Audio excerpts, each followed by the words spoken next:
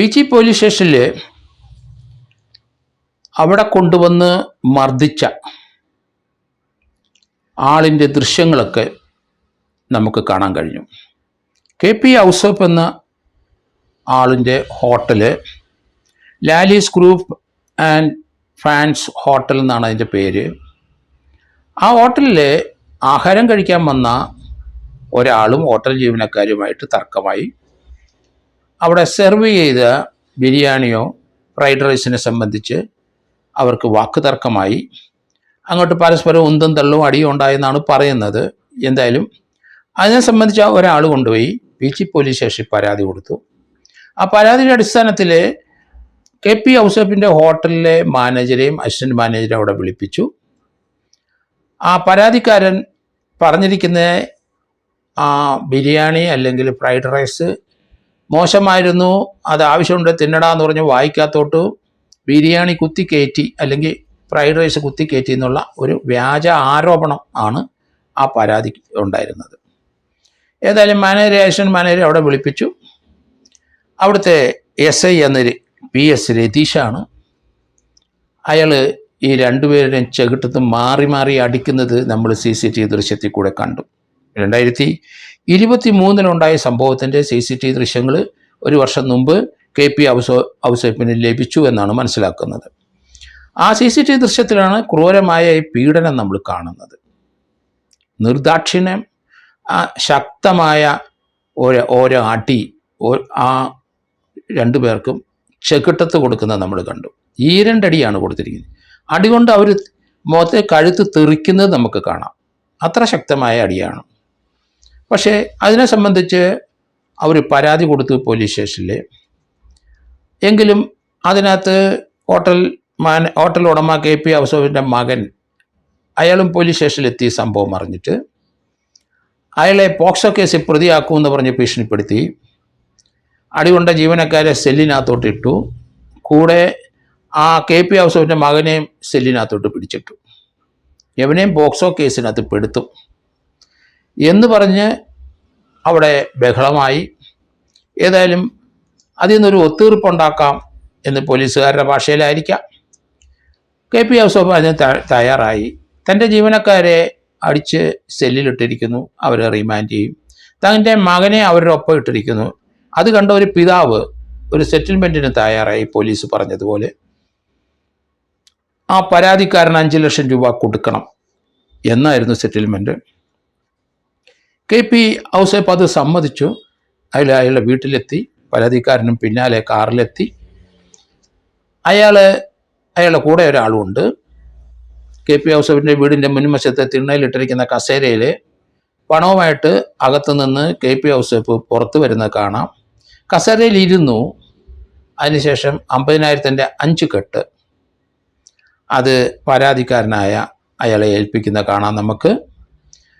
ആ 5 കെട്ട് നോട്ട് കൊണ്ടുപോകാനായിട്ട് അയാളുടെ കൂടെ വന്ന സഹായിയെ KP ഔസേപ്പ് അകത്തോട്ട് വിട്ടിട്ട് അവിടെ ഇരിക്കുന്ന ഒരു പ്ലാസ്റ്റിക് കവർ എടുത്തുകൊണ്ട് വരാൻ പറഞ്ഞു. അയാൾ ഈ പ്ലാസ്റ്റിക് കവർ കൊണ്ടുവന്നപ്പോൾ ആ പ്ലാസ്റ്റിക് കവറിനകത്ത് 5 കെട്ട് അടുക്കി വെച്ച് അവർ കൊണ്ടുപോയി. ഇതിനെ സംബന്ധിക്കുന്ന ഒരു പരാതി പോലീസ് സ്റ്റേഷനിൽ കൊടുത്തു. പക്ഷേ നടപടിയൊന്നും ഉണ്ടായില്ല. 5 ലക്ഷം രൂപ കിട്ടിയതിൽ പരാതിക്കാരനായാൽ ഇയാളുടെ അടുത്ത് പറഞ്ഞ് 2 ലക്ഷം രൂപ അയാൾ എടുത്തെന്നും ബാക്കി 3 ലക്ഷം രൂപ അവിടെയുള്ള പോലീസുകാർക്ക് അവർ ഭാഗം വെച്ചെടുത്തു എന്നാണ് ഈ പരാതിക്കാരൻ KP ഔസേപ്പിൻ്റെ അടുത്ത് പറഞ്ഞതെന്നാണ് മനസ്സിലാക്കുന്നത്. KP ഔസേപ്പ് കൊടുത്ത പരാതിയുടെ അടിസ്ഥാനത്തിൽ കൈക്കൂലി വാങ്ങിച്ചു, 5 ലക്ഷം രൂപ വാങ്ങിച്ചുകൊണ്ട് ആ പണം ലഭിക്കണമെന്ന് പരാതിക്കാരൻ്റെ വീട്ടിൽ പോലീസ് റെയ്ഡ് ചെയ്തു. 20-25 ദിവസം കഴിഞ്ഞിട്ടാണ്. മാറ്റാനൊക്കെ അര മിനിറ്റോ 1 മിനിറ്റ് മതി. ഒരാളുടെ കയ്യിൽ വന്നു ചേരുന്ന പണം അത് മാറ്റി സ്ഥാപിക്കാനായിട്ട് 1 മിനിറ്റ് അല്ല 5 മിനിറ്റ് കൂടുതൽ എടുക്കില്ല.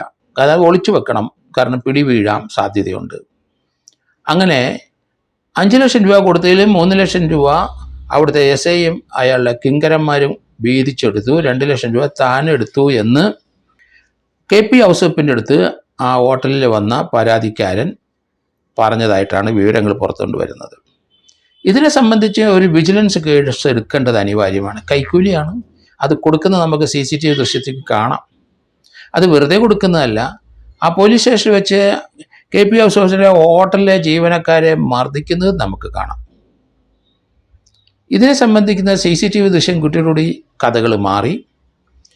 ഈ പോലീസ് ഉദ്യോഗസ്ഥനെതിരായിട്ടും നടപടിക്ക് കൊടുത്ത പരാതിയുടെ അടിസ്ഥാനത്തിൽ ഒരു ഡിപ്പാർട്ട്മെൻറ്റൽ എൻക്വയറി നടത്തി. ആ ഡിപ്പാർട്ട്മെൻറ്റൽ എൻക്വയറിയിൽ ഈ രതീഷ് എന്ന് പറഞ്ഞ SI കുറ്റക്കാരനാണ് എന്ന് കണ്ടെത്തി. ആ എൻക്വയറി റിപ്പോർട്ട് IG ഓഫീസിൽ അവിടെ പിടിച്ചു വച്ചു. കാരണം രതീഷിന് ഒരു പ്രൊമോഷൻ ഡ്യൂ ആണ് SHO ആയിട്ട്, സർക്കിൾ ഇൻസ്പെക്ടറായിട്ട്. ഈ ഡിപ്പാർട്ട്മെൻറ്റിൽ നടപടി അതിനകത്ത് പെനാൽറ്റി ഉണ്ടെങ്കിൽ അയാൾക്ക് പ്രൊമോഷൻ കിട്ടില്ല എന്നറിയാം.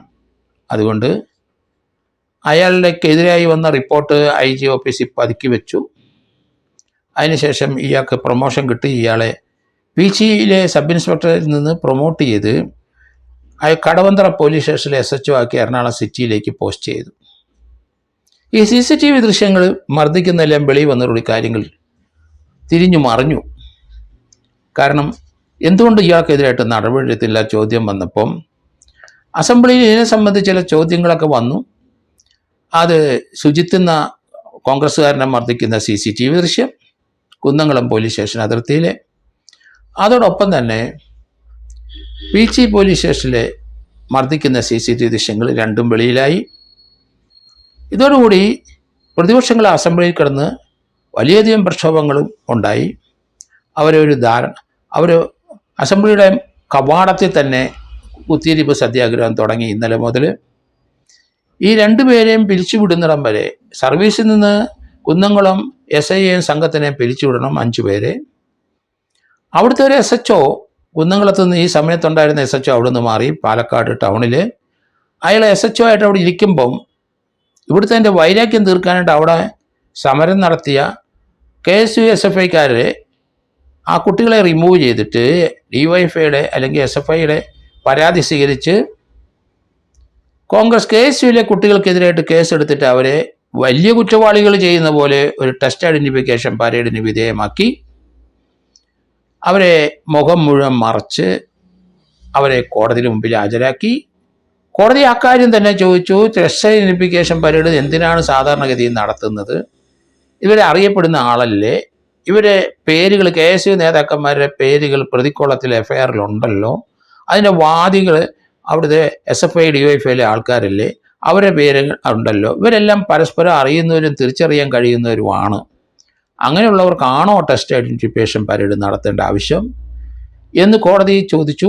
അതുകൊണ്ട് ആ SHOയ്ക്കെതിരായിട്ട് നടപടി വേണ്ടി വരും എന്ന് കോടതി അഭിപ്രായപ്പെട്ടിരിക്കുന്നു. നടപടി ഉണ്ടാവുമെന്ന് കരുതുന്നു. ഇപ്പോഴേ അസംബ്ലിയിലെ ഈ പ്രതിപക്ഷങ്ങളുടെ അവരുടെ ഡിമാൻഡും പ്രക്ഷോഭവും സത്യാഗ്രഹമൊക്കെ കണക്കാക്കിയപ്പം ഇന്നലെ പീച്ചിയിലെ സബ് ഇൻസ്പെക്ടറായിരുന്ന രതീഷിനെ അയാളിപ്പം കടവന്തറ പോലീസ് സ്റ്റേഷൻ SHO ആണ്, അയാളെ സസ്പെൻഡ് ചെയ്തു. ഇപ്പം കുന്നംകുളം പോലീസ് സ്റ്റേഷനിലെ 5 പേരിൽ 4 പേരെ സസ്പെൻഡ് ചെയ്തു. പീച്ചി പോലീസ് സ്റ്റേഷനിലെ SHOയെ സസ്പെൻഡ് ചെയ്ത് കഴിഞ്ഞു. ഇവരെ പിരിച്ചുവിടണമെന്നാണ് പ്രതിപക്ഷം അല്ലെങ്കിൽ കോൺഗ്രസ് അല്ലെങ്കിൽ ആൾക്കാർ അവരുടെ ഡിമാൻഡ്. അതുകൊണ്ട് പിരിച്ചുവിടൽ ഉണ്ടാകാനുള്ള സാധ്യത വളരെ കൂടുതലാണ്. പക്ഷേ അതിൻ്റേതായ ഡിപ്പാർട്ട്മെൻറ്റിലെ സ്റ്റെപ്പുകൾ എടുക്കേണ്ടി വരും. അവർക്കെതിരായിട്ട് ഒരു മിസ്കോണ്ടക്റ്റിന് കുന്നംകുളം പോലീസ് സ്റ്റേഷനിൽ ആ പോലീസ് ഉദ്യോഗസ്ഥക്കാർക്ക് ഒരു മിസ്കോണ്ടക്റ്റ് നടപ്പാക്കിയെങ്കിലും ആ മിസ്കോണ്ടക്റ്റ് അനുസരിച്ച് 2 വർഷത്തെ ഇൻക്രിമെൻ്റ് ബാർ മാത്രമാണ് കൊടുത്തത്. ഡിപ്പാർട്ട്മെൻറ്റിൽ എൻക്വയറിക്ക് അവരെ ഡിസ്മിസ് ചെയ്യാനും റിമൂവ് ചെയ്യാനും അന്വേഷണ ഉദ്യോഗസ്ഥന് അല്ലെങ്കിൽ ഡിസിപ്ലിനറി അതോറിറ്റിക്ക് അവകാശമുണ്ട്, ഡിസിപ്ലിനറി അതോറിറ്റിക്ക് അധികാരമുണ്ട്. പക്ഷേ അതിവിടെ പ്രയോഗിച്ചില്ല. ഇപ്പം പ്രതിപക്ഷങ്ങൾ അസംബ്ലിയിലും മറ്റുള്ള പ്രക്ഷോഭങ്ങളും വന്ന സ്ഥിതിക്ക് ഗവൺമെൻറ് ഇപ്പോൾ ആ രതീഷിനെ SHO ഇപ്പോൾ സസ്പെൻഡ് ചെയ്തതായിട്ട് വാർത്ത വരുന്നുണ്ട്. ഏതായാലും പോലീസ് ഉദ്യോഗസ്ഥന്മാർ മർദ്ദക വീരന്മാർക്ക് സുപ്രീം കോടതി വടിയെടുത്തിരിക്കുന്നതുകൊണ്ട് ഇനി സൂക്ഷിച്ചില്ല സർവീസിൽ കാണില്ല എന്ന് തീർച്ചയായിട്ടും ഉറപ്പാണ്. അതുകൊണ്ട് ഈ KP ഔസേപ്പിൻ്റെ ആ കുട്ടികളെ രക്ഷപ്പെടുത്താൻ വേണ്ടി 5 ലക്ഷം രൂപ കൈക്കൂലി കൊടുത്തതിന് തീർച്ചയായിട്ടും വിജിലൻസ് സോമോട്ടോ ആയിട്ട് കേസ് എടുക്കേണ്ടതാണ്. അതിലേക്കുള്ള നടപടി എടുക്കണം. അത് വിജിലൻസ് ആംഗിളിൽ കുറ്റകരമാണ്. കൈക്കൂലി കൊടുത്തിട്ട് കേസില്ലാതെ അവിടെ നിന്ന് രക്ഷപ്പെടാൻ ശ്രമിച്ചതാണ്. അതുകൊണ്ട് അതൊരു സെറ്റിൽമെൻറ്റിന് വേണ്ടിയിട്ടാണ് 5 ലക്ഷം രൂപ പോലീസും ആ ഹോട്ടലിൽ വന്ന് ബഹളം ഉണ്ടാക്കിയ പരാതിക്കാരനോട് ചേർന്ന് കൈപ്പറ്റിയത്. അതുകൊണ്ട് അതിന് വിജിലൻസിൽ ഒരു പ്രത്യേക കേസ് രജിസ്റ്റർ ചെയ്യുന്നത് ഉചിതമായിരിക്കും. കാരണം അത് കൈക്കൂലി പ്രശ്നമാണ്. കേസ് ഒത്തുതീർപ്പിക്കാൻ വേണ്ടി കൈക്കൂലി ഡിമാൻഡ് ചെയ്ത് വാങ്ങിച്ചതാണ്. അതുകൊണ്ട് ഗവൺമെൻറ് അടിയന്തരമായിട്ട് കൈക്കൂലി വാങ്ങിച്ചതിനോട് പ്രത്യേക കേസ് വിജിലൻസ് എടുത്ത് അന്വേഷണം മുന്നോട്ട് കൊണ്ടുപോകണം എന്ന് തന്നെയാണ് എൻ്റെ അഭിപ്രായം.